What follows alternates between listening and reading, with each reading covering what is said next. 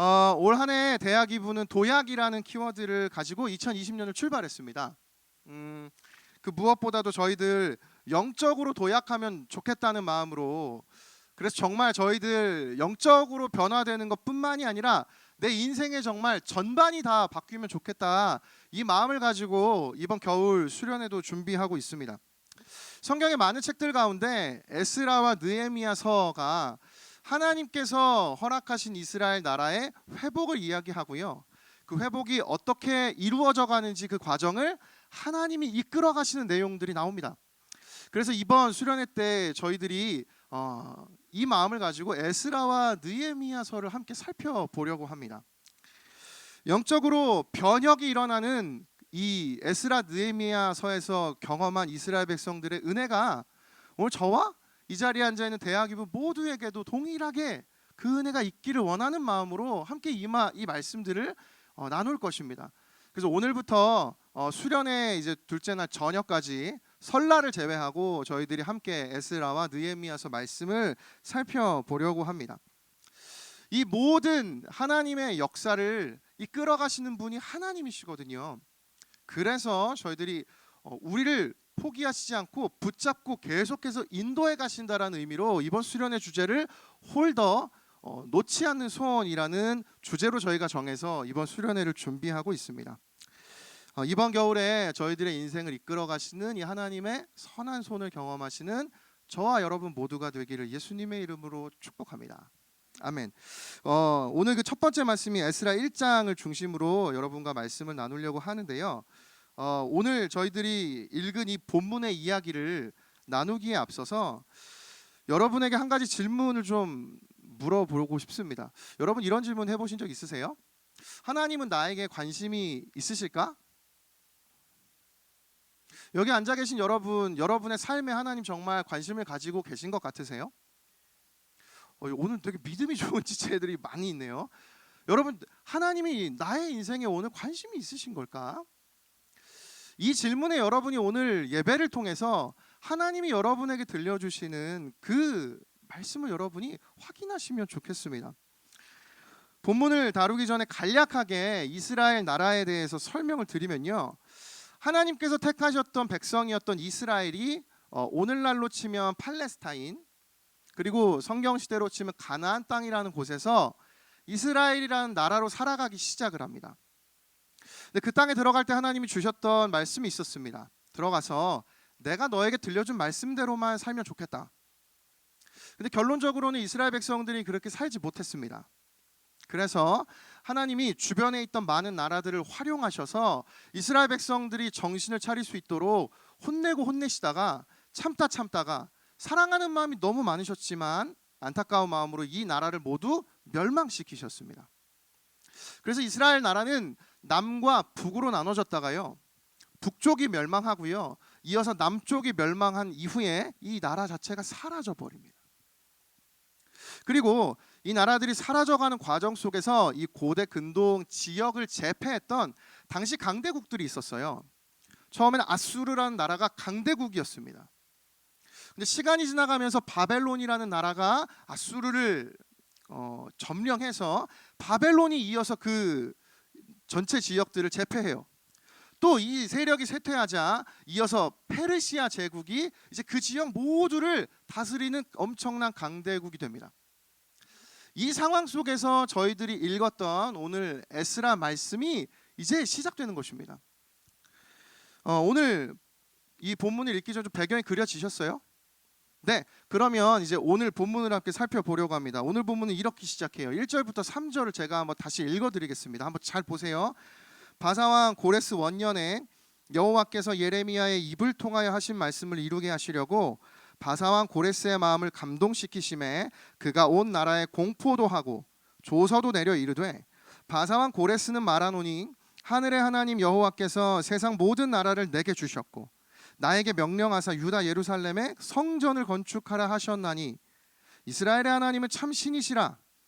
너희 중에 그의 백성 된 자는 다 유다 예루살렘으로 올라가서 이스라엘의 하나님 여호와의 성전을 건축하라. 그는 예루살렘에 계신 하나님이시라.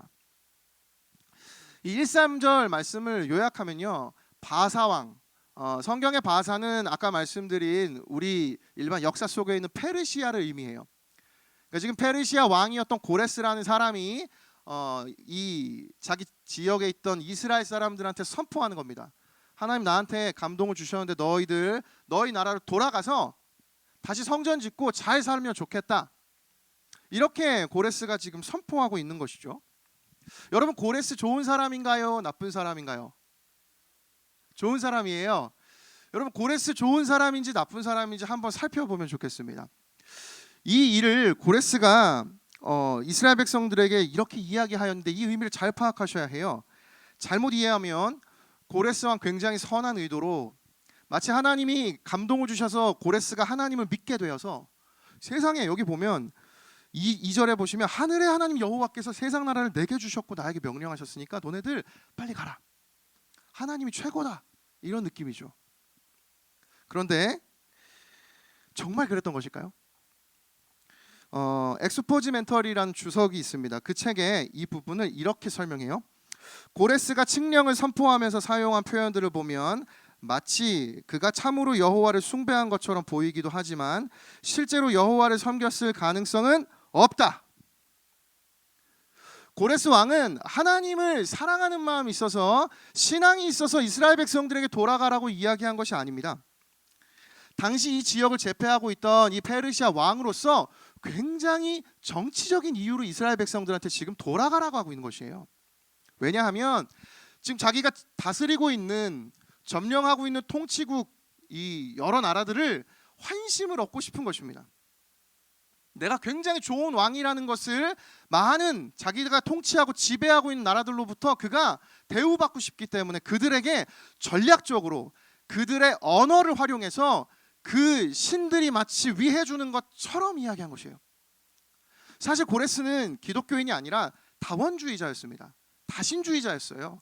이스라엘 백성들에게 알맞게 이렇게 표현을 해준 것 뿐이었습니다. 그래서 1절에서 여호와께서 나를 감동시켰다라는 이 단어는요, 사실 하나님이 신앙을 주셨다라는 뜻이 아니고요, 원어로 보면 흔들어 깨우셨다는 뜻입니다. 그리고 성경에서 이 단어는 하나님이 주로 이방에 있는 다른 나라의 왕들을 하나님께서 이스라엘 백성들을 정신 차리는 어떤 수단으로 사용하실 때 쓰시는 단어가 이 감동하셨다는 단어예요. 그렇기 때문에 고레스가 이스라엘 백성들의 귀향을 전적으로 고레스의 모든 계획과 마음에서 시작한 것이 아닙니다. 그럼 이 모든 일을 누가 이루신 것일까요? 1절에 그 주인공이 등장하죠. 여호와께서. 하나님께서 이 모든 일을 이루셨다고 에스라 느헤미야서의 첫 번째 출발은 이렇게 저희들에게 말씀을 하고 있습니다. 하나님께서 이 일을 이루셨다는 결정적인 증거는요, 성경에도 있습니다. 1절에 예레미야가 말씀한 대로 그것이 이루어졌다고 얘기하는데요. 예레미야 29장 10절 말씀 한번 같이 읽어보겠습니다. 시작. 여호와께서 이와 같이 말씀하시니라. 바벨론에서 70년이 차면 내가 너희를 돌보고 나의 선한 말을 너희에게 성취하여 너희를 이곳으로 돌아오게 하리라. 이미 하나님께서 이스라엘 백성들이 포로로 끌려가기 전에 너희가 포로를 끌려갔다 70년이 지나면 다시 돌아올 것이다. 정확하게 70년이 지난 이후 이스라엘 백성들이 고레스의 칙령이 떨어지고 다시 가나안 땅으로 돌아오기 시작한 장면이 저희가 오늘 읽은 이 에스라 1장 1절부터 6절까지의 장면이에요.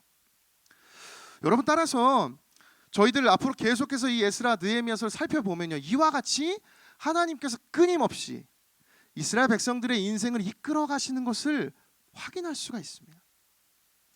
여러분, 하나님이 이스라엘 백성을 회복시켜 가시는 그 첫 번째 출발, 그 가운데 하나님 들려주신 전제가 무엇입니까? 내가 이 모든 일을 계획하고 시작하였다.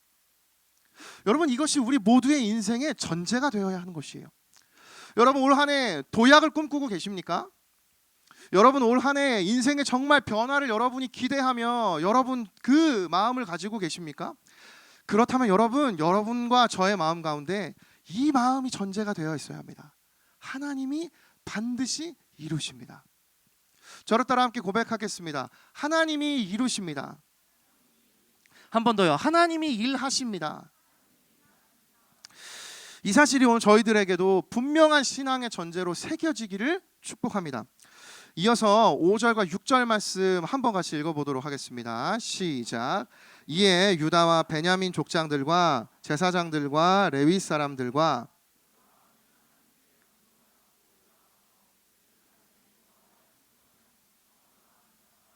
일어나니 그 사면 사람들이 은그릇과 짐승과 보물로 돕고 그 외에도 예물을 기쁘게 드렸더라.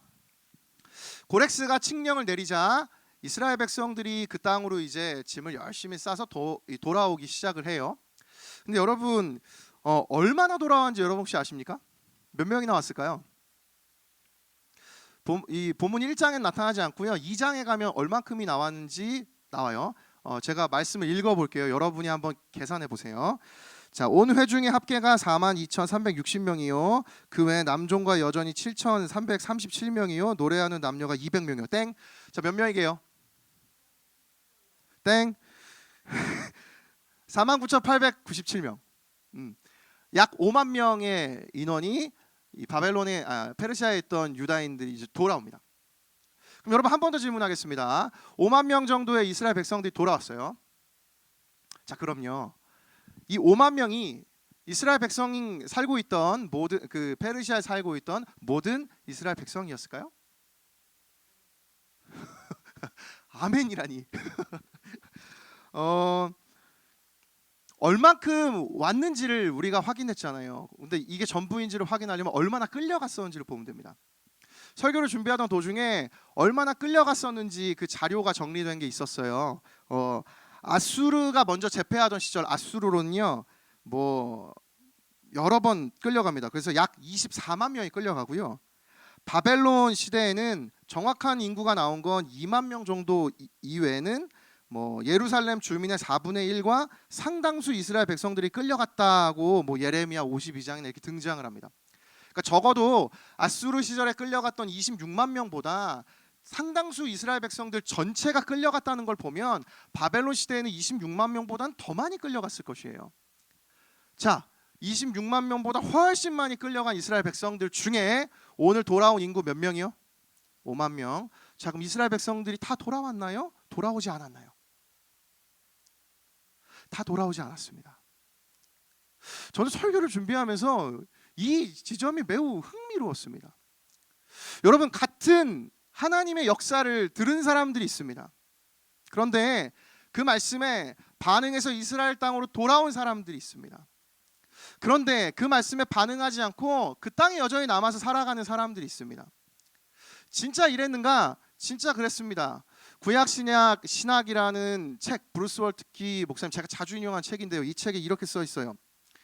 포로로 잡혀간 수에 비하여 비교적 적은 수가 귀환한 것을 인정한다면 일부 유대인들은 애굽에서처럼 고통을 당하면서도 번성하게 되어 계속 바사에 거주하기로 결정했다고 추론할 수 있고, 이렇게 디아스포라는 시작되었다. 그러니까 이스라엘 백성들이 바벨론 끌려가 가지고 지내면서 힘들었어요. 근데 지내다 보니까 여기서 사는 것도 나쁘지 않았던 거죠. 그러니까 거기에 정착한 사람들이 훨씬 많았다는 겁니다. 여러분, 이 일들이 성경의 이 장면에만 나타나지 않아요. 출애굽 시절에도 마찬가지입니다. 이스라엘 백성들이 가나안 땅 살다 이집트 갔을 때 그곳의 생활이 너무 힘들었지만 나중에 광야 갔을 때 이스라엘 백성들 회상하잖아요. 그때의 삶이 훨씬 좋았다. 이스라엘 백성들이 지금 포로로 끌려간 70년 동안 그들의 정체성을 잃어버리고 그 주어진 환경에 그냥 적응하고 그곳에 머무르고 있는 것입니다. 따라서 오늘 말씀을 통해서요, 저희들은 하나님 말씀에 반응한 사람들도 있고 그렇지 않았던 사람들이 있다는 것을 분명하게 확인할 수가 있습니다. 전 여기서 한 가지 깨달은 것이 있어요. 그건 여러분과 제가 이 에스라와 느헤미야서의 회복이 시작되는 장면에서 여러분, 이 회복은 누가 누렸나요? 떠나와서 이 가나안 땅에 돌아온 이 말씀에 반응한 사람들이 회복을 경험합니다. 그렇다면 하나님 앞에 회복을 경험하기 위해 저희들이 오늘 이 말씀을 통해 깨달을 수 있는 건 무엇인가요? 우리도 이스라엘 백성들처럼 말씀에 반응해서 떠나야 한다는 것입니다. 어떠한 면에서 영적인 의미로 내가 지금 안주하고 있는 그 어떠한 것, 내 생각을 지금 사로잡고 있는 하나님이 아닌 그 어떠한 것으로부터 우리가 오늘 떠나야 한다는 것이에요. 이 떠남이 이루어지지 않으면 결코 인생의 변화는 없습니다. 여러분이 바라고 여러분이 원하고 제가 원하는 지난주 말씀드린 이번 한 해 2020 트렌드 코리아 인간 업글, 우리 모두 업글하기 위해서는 반드시 우리의 삶에서 떠나야 함이 필요해요. 여러분, 이 말씀이 오늘 우리들에게 이것을 들려주고 있는 것입니다. 설교를 준비하다가 문득 떠나온 인생 아브라함이 떠올랐습니다. 성경은 언제나 하나님께서 하나님의 사명을 주시고 비전을 주시고 떠나라고 말씀하세요. 아브라함도 마찬가지였습니다. 그리고 심지어 아브라함은 어느 곳으로 떠나야 할지조차 몰랐어요. 히브리서 11장 8절에 이렇게 되어 있습니다. 믿음으로 아브라함은 부르심을 받았을 때 순종하여 장래의 유업으로 받을 땅을 나아갈새 갈 바를 알지 못하고 나아갔으며. 여러분, 믿음으로 아브라함은 떠났습니다. 자신이 누릴 수 있던 많은 것들을 포기하고 하나님 말씀하신 곳으로 갈 바를 알지 못했지만 떠나갔습니다. 성경에서 하나님께서는 하나님의 역사를 이뤄가시면서 자주 떠나라는 말씀을 많이 하세요. 예수님의 제자들도 마찬가지입니다. 안락했고 익숙했고 나에게 그냥 그저 잘 먹고 잘 살 수 있는 환경 속에서 예수님 제자들을 찾아가셔서 그 모든 것을 버려두고 나를 따르라고 말씀하십니다. 여러분, 오늘 여러분의 인생 가운데 이 말씀을 여러분 깊이 여러분의 스스로의 마음을 살피시는 말씀으로 돌아보시면 좋겠습니다. 여러분, 오늘 여러분이 떠나셔야 하는 그 여러분 삶의 그 어떠한 곳은 어디입니까? 여러분의 마음을 꽉 움켜쥐고 있는 여러분의 그 고민과 여러분의 문제, 여러분 그것이 무엇입니까? 그곳에 사로잡혀서 그곳에 머무르기만 한다면 결코 변화가 이루어지지 않아요. 여러분, 어느 곳을 떠나셔야 합니까?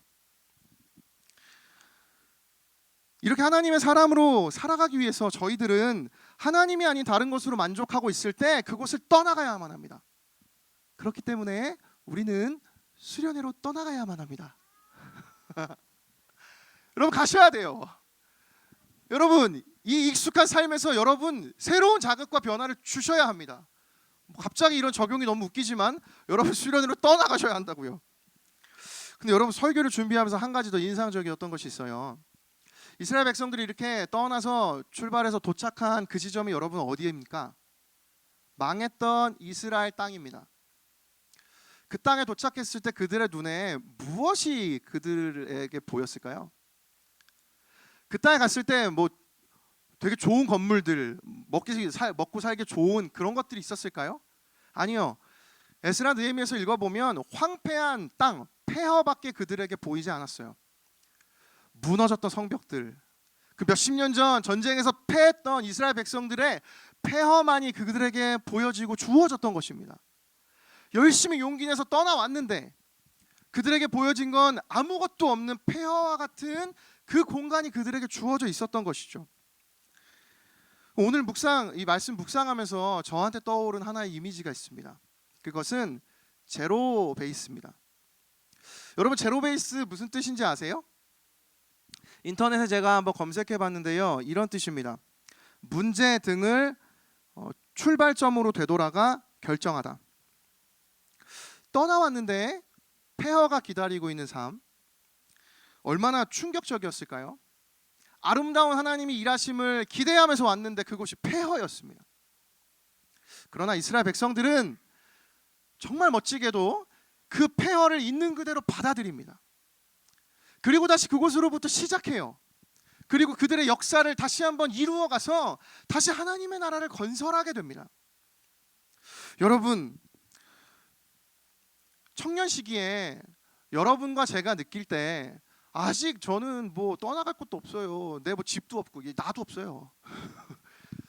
내가 이룬 것도 없는데 어딜 떠나갑니까? 나는 그저 떠나갈 곳을 지금 목표를 삼고 비전을 삼고 나아가야 하는 거 아닙니까? 여러분, 맞죠? 현실적으로 여러분 떠나가실 곳 많이 없습니다. 그렇다고 집 나가지 마십시오. 자취 뭐 그런 거 의미한 게 아니고요.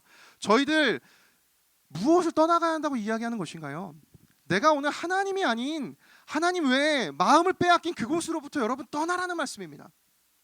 상징적으로 이야기하면 여러분, 오늘 여러분이 떠나셔야 하는 여러분의 바벨론은 무엇입니까? 여러분이 한 해의 첫 시작 대학 2부 안에 내가 올 한 해 정말 영적으로 내 삶이 정말 도약하고 싶다, 여러분 이 마음을 가지고 이 한 해를 출발하신다면 여러분 반드시 여러분의 바벨론이 무엇인지 오늘 이 시간 하나님 앞에서 돌아보시면 좋겠습니다. 그리고 여러분 그것을 깨닫는 것에서 그치지 마시고요, 여러분 그것을 떠날 결단을 하십시오. 여러분 그 바벨론을 떠나야만 이스라엘 땅에 임하시는 하나님의 역사를 경험할 수가 있습니다. 여러분 떠나세요. 대학 2부는 떠나지 마시고 여러분 떠나십시오. 여러분 이 신앙의 결단이 없으면 어떠한 변화도 일어나지 않습니다. 우리 오늘 이 시간 떠나야 합니다. 여러분의 바벨론은 오늘 무엇입니까?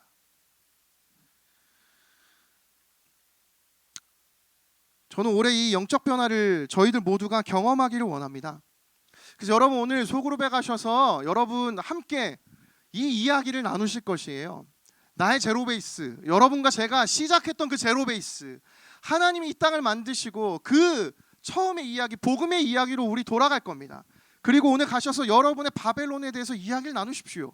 여러분 삶의 우상에 대해서 이야기를 나누세요. 그것이 저희들이 꿈꾸고 이번 수련회 하나님이 부어주실 은혜의 첫 단추이자 모든 것의 전제입니다. 여러분 다시 한번 저를 따라 고백하겠습니다. 떠나야 합니다. 다시 한번요. 떠나야 합니다. 여러분 살아온 익숙함을 사실 떠나간다는 것, 내가 사랑하고 내가 하나님은 아니지만 하나님 아닌 다른 것들로부터 떠나간다는 건 상당히 어려운 일입니다. 이 결단이 만만치가 않죠. 근데 이 떠남을 결단할 수 있도록 우리에게 용기를 주는 분이 계십니다. 예수 그리스도이십니다. 왜냐하면 그분이 이렇게 행하셨기 때문입니다. 우리 마지막으로 함께 이 말씀을 읽어보겠습니다. 마지막이 아니네요. 끝에서 두 번째 말씀을 한번 읽어보도록 하겠습니다. 함께 읽겠습니다. 시작. 너희 안에 이 마음을 품으라. 곧 그리스도 예수의 마음이니 그는 근본 하나님의 본체시나 하나님과 동등됨을 취할 것으로 여기지 아니하시고 오히려 자기를 비워 종의 형체를 가지사 사람들과 같이 되셨고 사람의 모양으로 나타나사 자기를 낮추시고 죽기까지 복종하셨으니 곧 십자가에 죽으심이라. 아멘. 사실 예수님께서 우리에게 이 용기를 주실 수 있는 이유가 있습니다. 왜냐하면 예수님도 하늘 모든 영광을 버리고 그곳에서 떠나셔서 이 땅에 오셨기 때문입니다. 따라서 오늘도 저희들에게 내가 하나님 앞에 변화하기를 소망하며 내가 이 길을, 이 믿음의 여정을 걸어가고 싶다면 나에게 어떠한 결단이 필요한 것이 아니에요. 이 인생으로 살아가신 예수님을 내 마음에 모시는 것입니다. 그러면 그 예수님께서 우리 안에 역사하셔서 내가 떠나야 할 그곳으로부터 떠나갈 수 있는 믿음을 주십니다. 여러분 믿으십니까? 여러분 이 믿음이 우리 안에 살아 숨쉬면 이번 한 해 우리 안에 역사하시는 이 변화를 경험하실 수 있습니다. 따라서 저는요 오늘 이 말씀을 통해 분명 한 가지를 깨달아요. 우리는 영적으로요 다시 제로 베이스로 돌아가야 합니다. 하나님 저희들을 사랑하셨던 그 태초의 모습으로, 그리고 내가 지금 하나님 앞에 생겨난 문제, 내 마음 가운데 계속해서 자라가는 바벨론, 그것을 발견하고 비록 폐허와 같은 나의 인생이지만 그곳으로부터 다시 출발하는 이 제로 베이스로 돌아가는 그 은혜가 오늘 이 시간 가운데 필요합니다. 여러분 올해 저희들이 이 믿음의 걸음을 떼면 좋겠습니다. 이 결단으로 살아가면 좋겠습니다. 끊어야 할 것이 있다면 끊으시고, 여러분 멈춰야 할 것이 있다면 멈추시고, 여러분 읽어야 할 성경이 있다면 읽으시고, 여러분 이제 소그룹 52주 남은 51주 내가 한 번도 빠지지 않겠다는 그 믿음으로 여러분 나아가십시오. 그렇게 할 때 하나님이 반드시 은혜를 주실 줄을 믿습니다. 이렇게 살아갈 때 하나님이 저희들을 이끌어 가세요. 여러분 에스라라는 이름의 뜻 아십니까? 이 중에 에스라 있어요? 뭐 박에스라, 최에스라, 김에스라? 에스라라는 이름의 뜻은요 여호와께서 도우셨다는 뜻이에요. 하나님이 도우셔서 이 모든 일이 이루어집니다. 그 많은 이야기들이 에스라서 느헤미야서에 가득해요. 그 가운데 우리 마지막 에스라서 7장 9절 말씀 함께 읽고요 설교를 마치려고 합니다. 이 하나님의 도우심이 저희들 모두의 길을 축복합니다. 함께 읽겠습니다. 시작. 첫째 달 초하루에 바벨론에서 길을 떠났고 하나님의 선한 손에 도우심을 입어 다섯째 달 초하루에 예루살렘에 이르니라. 아멘. 설교를 마치려고 합니다. 오늘 말씀을 통해서요, 여러분 설교 전에 제가 여러분에게 드렸던 그 질문의 답을 여러분 찾으셨나요? 하나님이 여러분의 인생에 정말 관심이 있으실까요? 여러분, 하나님이 정말 여러분 바라보고 사랑하고 계신 것 같으십니까? 하나님 말씀을 너무 듣지 않아서 멸망했던 나라의 백성들인 이스라엘 백성들에게도 하나님은 다시 한번 은혜를 주셨습니다. 그리고 그 일들을 하나님의 선한 일하심으로 계속해서 끌고 가십니다. 여러분, 그 하나님이 여러분에게 정말 관심이 없으실까요? 저는 그 누구보다 여러분의 인생과 저의 인생에 하나님이 정말 관심이 많으시다고 생각합니다. 지난주 여러분의 기도카드 쭉 보았습니다. 어떤 지체는 하나님 앞에 올 한 해 더 솔직한 삶이 되게 해주세요. 어떤 지체는 내 하나님 말씀 약속한 거 잘 읽게 해주세요. 경건의 시간 지키게 해주세요. 어떤 지체들 영적으로 하나님 앞에 도약하게 해주세요. 여러분, 그 부푼 꿈을 안고 여러분 나아가시기 위해서 오늘 필요한 것이 있어요. 제로 베이스로 돌아가는 것입니다. 여러분, 다시 출발하셔야 합니다. 여러분의 바벨론부터 떠나가셔야 합니다. 그리고 더 마침내 그 근원적인 제로 베이스, 하나님이 나를 정말 사랑하셨구나. 여러분, 이 하나님의 은혜와 사랑을 여러분이 충만히 느끼시는 오늘 하루가 되시면 좋겠습니다. 하나님께서 저희들에게 무한한 관심을 가지고 계십니다. 여러분, 지금은 비록 폐허와 같을지 몰라도 에스라 느헤미야서에 나타난 그 이스라엘 땅에 눈앞에 보여줬던 그 폐허의 모습은 결코 그것이 하나님 나라의 끝이 아닙니다. 여전히 그 땅에 하나님이 계시고 하나님이 회복해 가신 하나님의 계획이 있습니다. 오늘 내 인생이 마치 제로베이스와 같이 폐허와 같은 인생이라 할지라도 여러분 잊지 않으셔야 하는 여러분의 정체성이 있습니다. 여러분은 하나님의 사람입니다. 나에게는 하나님이 있습니다. 우리 마지막으로 자기 가슴에 손을 올리고 다시 한번 우리 예배 첫 시작할 때 이 고백하면 좋겠습니다. 저를 따라 우리 마지막으로 고백하겠습니다. 나는 하나님의 사람입니다. 나는 하나님의 계획입니다. 나는 예배자입니다. 여러분이 고백했던 이 고백이 올 한 해 하나님의 신실하신 살아계신 역사로 경험되는 은혜가 있기를 예수님의 이름으로 축복합니다. 아멘. 저희들이 이 마음 가지고 함께 이 시간 찬양하며 나아가면 좋겠습니다. 여러분이 의지했던 많은 것들을 떠나서 하나님, 제가 주님만을 의지하며 주님을 따라 살아가겠습니다.